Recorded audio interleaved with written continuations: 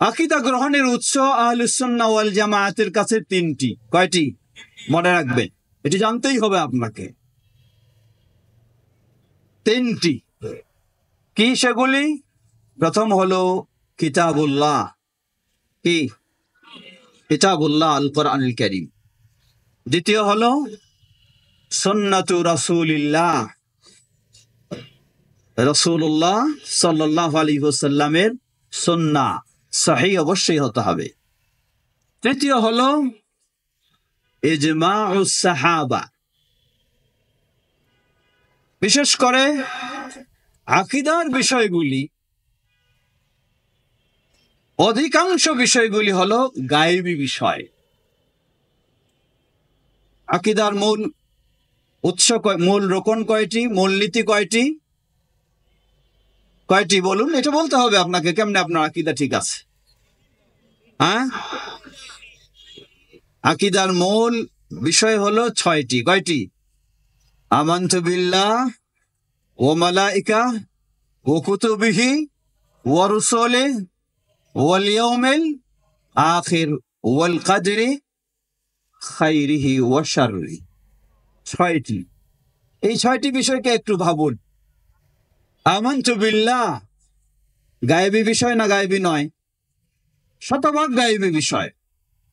ওয়া মালাইকাতি গায়েবী না গায়েবী নয়? গায়েবী বিষয় শতভাগ। ওয়া কুতুবি গায়েবী না গায়েবী নয়? এবার বলুন, বলতে হবে না, গায়েবী বুঝেন না?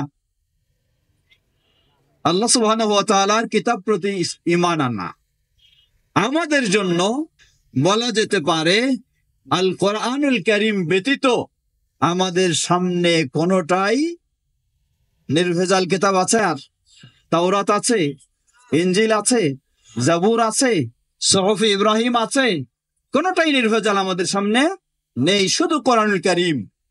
আর বাকিগুলি সব যেন গায়েবের পর্যায়ে, না দেখে আপনাকে ঈমান আনতে হবে। কুতুবি ওয়া রুসুলি, রাসূলদের প্রতি, নবী রাসূলদের প্রতি ঈমান আমাদের জন্য কি এটা? হ্যাঁ, আমাদের জন্য বলতে হয় সবটাই যেন সর্বশেষ রাসূল সাহাবায়ে কেরাম তাকে দেখেছেন, এরপরে আর কেউ দেখেন নাই। তবে এক শ্রেণীর ভাইয়েরা দেখেন। কারা?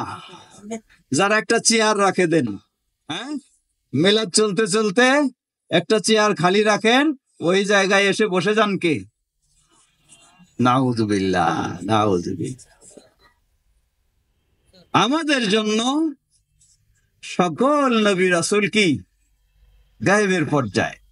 শুধু আগমনের সুযোগ আছে কার?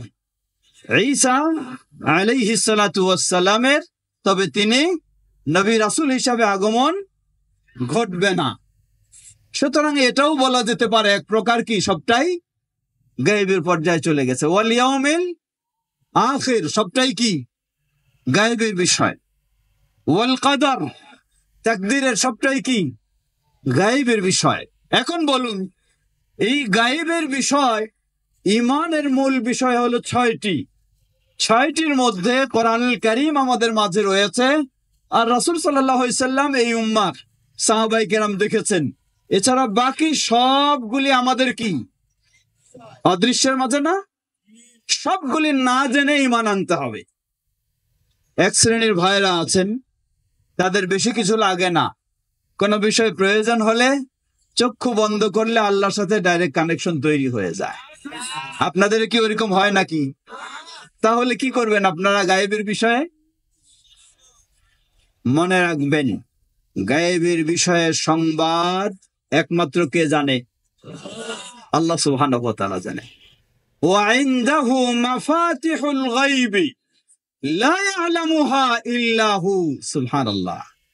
সকল অদৃশ্যের চাবিকাঠি একমাত্র আল্লাহর কাছে, তিনি ছাড়া আর কেউ জানে না। সুতরাং গায়েবী বিষয় যখন, ঈমানের সব বিষয়গুলি, অধিকাংশগুলি গায়েবী হবে, আর এই গায়েবী বিষয়গুলি একমাত্র আল্লাহ ছাড়া আর কেউ জানে না।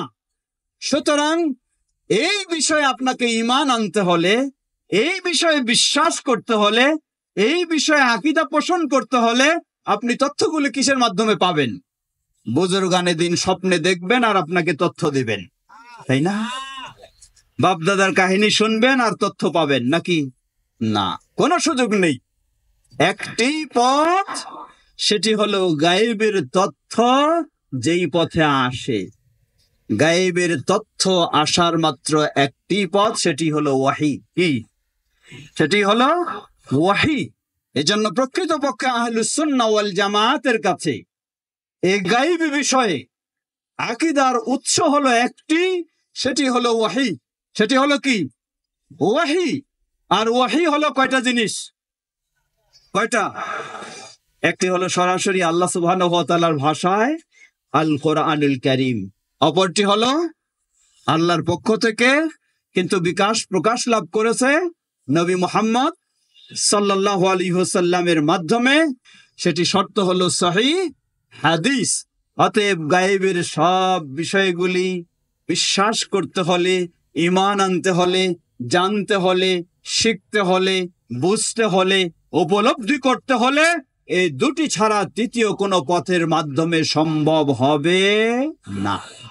যখন আপনি তৃতীয় কোনো পথে যাবেন তখন আপনি ভ্রান্তিতে চলে যাবেন।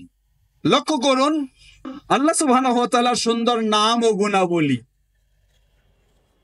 আল্লাহ রাব্বুল আলামিনের সুন্দর নাম ও সিফাত, এই সিফাতের ক্ষেত্রে আকীদায় আহলুস সুন্নাহ ওয়াল জামাতের আকীদা হলো, আহলুস সুন্নাহ বলতে ইমাম আবু হানিফা রাহিমাহুল্লাহ, ইমাম মালিক রাহিমাহুল্লাহ, ইমাম শাফিঈ রাহিমাহুল্লাহ, ইমাম আহমদ বিন হাম্বল রাহিমাহুল্লাহ, তাদের, কিন্তু নয় তাদের অধিকাংশ অনুসারীদের। বলবেন কিভাবে নয়? কারণ আফসোসের সাথে বলতে হয়, আজকে বিশ্বব্যাপী এই প্রসিদ্ধ চার মাযহাবের অনুসারীদের মাঝে ইমাম আবু হানিফা রাহিমাহুল্লাহ আল্লাহর বিষয়ে যে আকীদা, সেই আকীদা হানাফি মাযহাবের অনুসারী ভাইয়েরা মানেন না। ইমাম মালিক রাহিমাহুল্লাহর যে আকীদা, বর্তমান প্রচলিত মালিকি অনুসারীরা সেই আকীদা মানেন না। ইমাম শাফি রাহিমাহুল্লাহর যে আকীদা, বর্তমানে প্রচলিত শাফি মাযহাবের অনুসারীরা সেই আকীদা মানেন না। শুধু ইমাম আহমদ বিন হাম্বল রাহিমাহুল্লাহর যে আকীদা, প্রচলিত হাম্বলি মাযহাবের অনুসারীরা সেই আকীদার উপরে রয়েছে। ইমাম আবু হানিফা রাহিমাহুল্লাহর আকীদা হানাফি মাযহাবে যারা রয়েছেন তারা মানেন না, তারা মানেন আবু মনসুর আল মাতুরিদি এর আকীদা তথা মাতুরিদি আকীদা তারা মানেন। ইমাম শাফি মালিক এবং ইমাম শাফি রাহিমাহুল্লাহ তাদের যে আকীদা, সেই মাযহাবের অনুসারীরা সেই আকীদা মানেন না, তারা মানেন আশাইরি আকীদা মানেন। এটি বাস্তব, খুঁজে দেখুন আপনি। প্রয়োগের ক্ষেত্রে যাব আমরা, সময় যেহেতু স্বল্প, এই স্বল্প সময়ের মধ্যেই কথাও হবে অল্প, শর্টকাটে শেষ করতে চাই।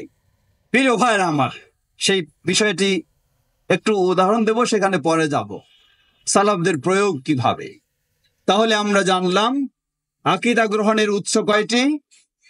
তিনটি। যে বলছিলাম, যেটা আল্লাহ সুবহানাহু ওয়া তাআলার সিফাত গুণাবলীর ক্ষেত্রে, লক্ষ্য করুন, আহলুস সুন্নাহ ওয়াল জামাতের আকীদা হলো যা কিতাবে এসেছে, আল্লাহর কিতাবে যা এসেছে আল্লাহ রাসূল সাল্লাল্লাহু আলাইহি ওয়াসাল্লামের সহিহ হাদিসে, সেভাবেই কোনো বাড়াবাড়ি নেই, কোনো ছাড়াছাড়ি নেই, কোনো অপব্যাখ্যা নেই, কোনো সাদৃশ্য নেই, কোনো উপমা নেই, ঠিক সেভাবেই বিশ্বাস করা। এটি হলো আহলুস সুন্নাহ ওয়াল জামাতের আকীদা।